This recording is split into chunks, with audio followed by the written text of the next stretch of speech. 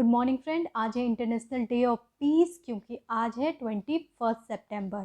तो 21 सितंबर के current affair series में आपका स्वागत है। सबसे पहले तो आज बहुत इम्पॉर्टेंट डे है क्योंकि आज है इंटरनेशनल डे ऑफ पीस और इस डे का थीम भी बहुत इम्पॉर्टेंट हो जाता है। तो देख लेते हैं, recovery better for a sustainable and equitable world. जी हाँ, रिकवर करना पड़ेगा ताकि सस्टेनेबल और इक्विटेबल यानी सबको बराबर का अधिकार वाला वर्ल्ड मिल पाए। तो international day of peace, congratulate to all of you. सबसे पहले देखते हैं क्वेश्चन ऑफ द डे, जो कि कल का सवाल था। What is the deadline to link Aadhaar with PAN card? तो आधार और पैन कार्ड लिंक करने का डेडलाइन है 31 मार्च 2022। ध्यान रखें, बहुत ही इंपॉर्टेंट है क्योंकि आधार और पैन कार्ड लिंक किया जा सकता है 31 मार्च 2022 तक। आगे देखते हैं, करंट अफेयर सीरीज में आपका स्वागत है। क्वेश्चन नंबर 1, यहाँ पे डेली करंट अफेयर्स अवेलेबल है नवंबर 2020 से लेकर अभी तक। तो जो भी आपके एग्ज़ाम है, यूपीएससी, यूपीपीसीएस, जेपीएससी, जो भी एग्ज़ाम्स है आपके अभी, उन सब के लिए ये करंट अफेयर्स आपके लिए बहुत हेल्पफुल होगा। क्वेश्चन नंबर 1 देखते हैं, statue honouring mysterious bitcoin founder unveiled इन। स्टैच्यू एक अनवील्ड किया गया है, बनाया गया है बिटकॉइन फाउंडर का, कहाँ? तो देखिए, ये स्टैच्यू जो है बिटकॉइन फाउंडर का बनाया गया है हंगरी में। ये स्टैच्यू किसका है? तो सतोशी नोबुमोटो, जिनको फादर ऑफ ब्लॉकचेन टेक्नोलॉजी और साथ में बिटकॉइन फाउंडर कहा जाता है। बिटकॉइन एक डिजिटल कॉइन है जो कि काफ़ी ज़्यादा अभी फैशन में है और सभी डेवलप्ड कंट्रीज़ अब उस पर मूव कर रहे हैं। इंडिया भी, सेंट्रल गवर्नमेंट ऑफ इंडिया भी उस पर स्टेप्स ले रहा है और लीगलाइज करने की कोशिश की जा रही है, लेकिन अभी तक इंडिया में वो कंप्लीट लीगल नहीं है। स्टैच्यू ऑफ बिटकॉइन जो है ये बनाया गया है बुदापेस्ट, हंगरी में, और ये स्टैच्यू बहुत इम्पॉर्टेंट है। तो ध्यान रखिए, ये बुदापेस्ट हंगरी में बनाया गया है और सतासू मोटो को ब्लॉकचेन टेक्नोलॉजी के फादर कहे जाते हैं। तो ये इम्पॉर्टेंट न्यूज़ हो जाता है। करंट अफेयर सीरीज में क्वेश्चन नंबर 2 पे आएंगे। Highest number of registration under e Shram portal held in which state? सबसे ज़्यादा ई श्रम पोर्टल के अंतर्गत रजिस्ट्रेशन किस राज्य में किया गया है? तो देखिए, वो राज्य है बिहार। बिहार में सबसे ज़्यादा रजिस्ट्रेशन किया गया है ई श्रम पोर्टल के अंतर्गत। ये पोर्टल स्टार्ट किया गया है ministry of labour and employment के द्वारा।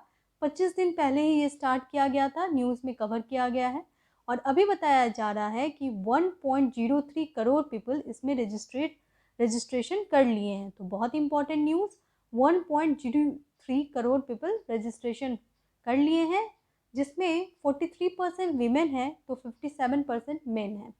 अगर हम राज्य की बात करें तो Bihar, Orissa, Uttar Pradesh, West Bengal best performing state है।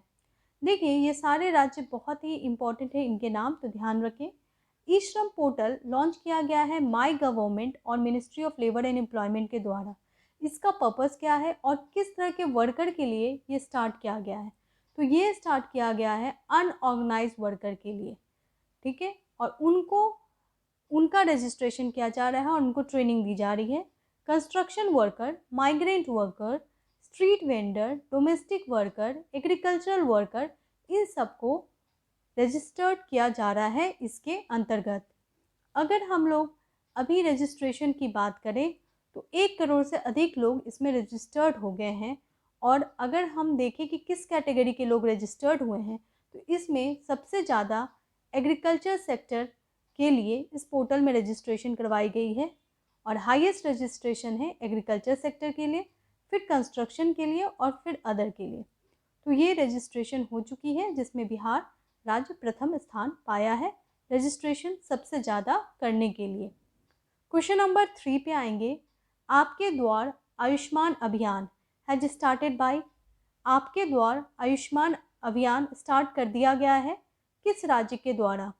तो ये स्टार्ट किया गया है, जल्दी से बताएं। ये स्टार्ट किया गया है गुजरात सरकार के द्वारा। आपके द्वार आयुष्मान अभियान ये प्रोग्राम है प्रधानमंत्री जन आरोग्य योजना के अंतर्गत और door to door health delivery service देने के लिए ये योजना स्टार्ट की गई है गुजरात गवर्नमेंट के द्वारा। क्वेश्चन नंबर 4 पे आएंगे। NCW यानी नेशनल कमीशन फॉर वीमेन ने लॉन्च किया है एक नया प्रोग्राम वीमेन स्टूडेंट के लिए, किस यूनिवर्सिटी के साथ मिलकर। तो ये प्रोग्राम स्टार्ट की गई है सेंट्रल यूनिवर्सिटी ऑफ हरियाणा के साथ मिलकर। देखिए, कैपेसिटी बिल्डिंग प्रोग्राम वीमेन के लिए लाया गया है, जिसके अंतर्गत 3 कोर्स हैं। पहला पर्सनल कैपेसिटी बिल्डिंग, जैसे कि stress management, work management, time management women के लिए। साथ में प्रोफेशनल करियर सर्विस, किस तरह से आप आगे बढ़ सकते हो, और डिजिटल लर्निंग के लिए ये प्रोग्राम स्टार्ट किया गया है। किसके द्वारा? ध्यान रखें, national commission for women India के द्वारा। इसकी चेयरमैन कौन है? जल्दी से उनका नाम बताएं कमेंट बॉक्स में। Question number 5, Sirarakhong chilli and Tamenglong orange get GI tag belongs to which state. एक चिली जो बहुत ही फेमस है, सिराकरोकोंग चिली, और तमेलोंग ऑरेंज को दिया गया है GI टैग। किस राज्य के हैं? जी हाँ, ये हैं, किस राज्य के हैं? जी हाँ, ये हैं मणिपुर के। आगे बढ़ते हैं। देखिए, ये जो मिर्ची है ना, जिसका नाम सिराकोंग चिली है, उसे कॉमन लोग हैथी चिली भी कहते हैं। बहुत ही लंबी चिली है, बिल्कुल एक चिली तो पूरे मतलब मसाले, मतलब इतनी तीखी कर देगी सब्जी को। उसके साथ है ये बहुत ही ब्यूटीफुल तमेलोंग ऑरेंज। तमेलोंग ऑरेंज को भी GI टैग दिया गया है। GI टैग दिया जाता है किसी पार्टिकुलर कॉमोडिटी को, ताकि वो उस लोकेशन में आइडेंटिफाई हो और उसको प्रोटेक्शन मिले, उसकी कोई कॉपीराइट ना कर सके। तो ध्यान रखें, ये दोनों ही मणिपुर का है। क्वेश्चन नंबर 6 पे आएंगे। Asian snooker championship 2020-21 has won by. Asian snooker championship 2021 जीता गया है, जी हाँ, पंकज अडवाणी के द्वारा। देखिए, पंकज अडवाणी जो कि स्नूकर के लिए जाने जाते हैं, वो खेलते हैं स्नूकर और बिलियर्ड।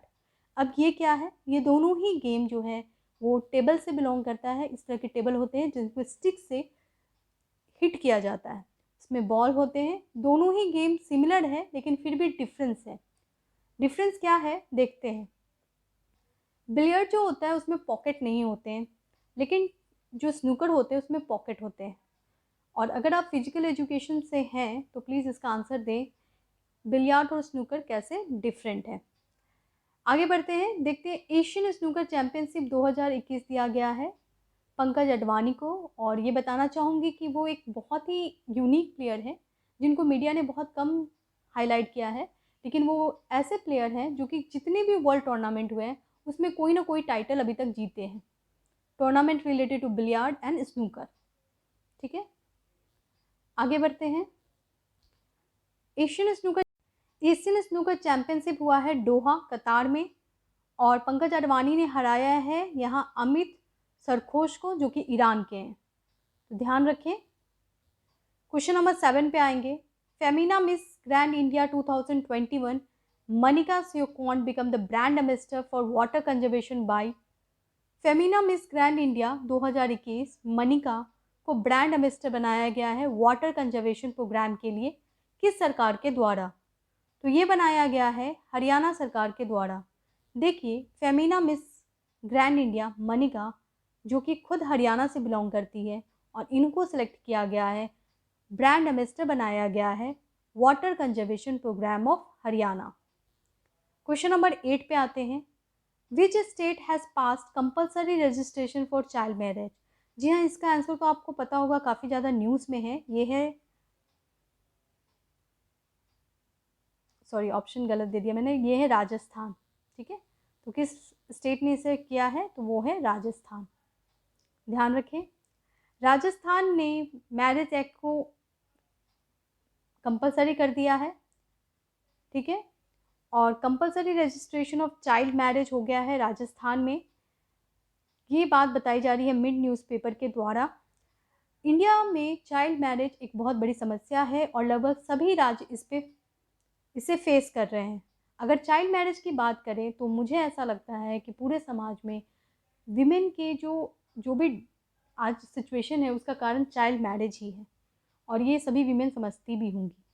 देखिए, वीमेन चाइल्ड मैरिज का प्रेशर समाज में इतना ज़्यादा है कि आज 18 टू 21 ईयर्स की भी लड़कियों पे काफ़ी ज़्यादा प्रेशर होता है। अगर 25-26 की होगी तो कुछ ज़्यादा ही प्रेशर हो जाता है मैरिज का। तो ये बहुत बड़ी समस्या है हमारे समाज का। और राजस्थान गवर्नमेंट ने लेकिन दलील दी है कि सुप्रीम कोर्ट ने 2006 में एक ऑर्डर निकाला था। ये ऑर्डर ये था कि जो भी मैरिज हो उनका रजिस्ट्रेशन कंपलसरी हो, चाहे वो नॉर्मल मैरिज हो या फिर चाइल्ड मैरिज हो। अगर हम भारत सरकार की बात करें तो भारत में विमेन की एज 18 होनी चाहिए और लड़कों की 21। इसका मतलब इससे कम एज के बच्चों की जो भी शादी होती है वो चाइल्ड मैरिज कहलाता है। राजस्थान गवर्नमेंट कह रहा है केवल रजिस्ट्रेशन को पास किया गया है कंपलसरी, इससे चाइल्ड मैरिज लीगल नहीं होता है। लेकिन ये कोई खास अच्छी स्टेप तो है नहीं, क्योंकि चाइल्ड मैरिज बिल्कुल ख़त्म होना चाहिए भारत से। आगे बढ़ते हैं, क्वेश्चन ऑफ द डे देखते हैं जो कि आज का सवाल है। Which state has recorded highest crime against women according to NCRB 2020। NCRB 2020 की रिपोर्ट के अनुसार कौन से राज्य में सबसे ज़्यादा क्राइम होता है वीमेन के अगेंस्ट? इसका आंसर कमेंट बॉक्स में दें और वीडियो अच्छा लगे तो प्लीज़ लाइक कर दें, शेयर कर दें और चैनल को सब्सक्राइब कर लें अगर आपने नहीं किया है। Thank you.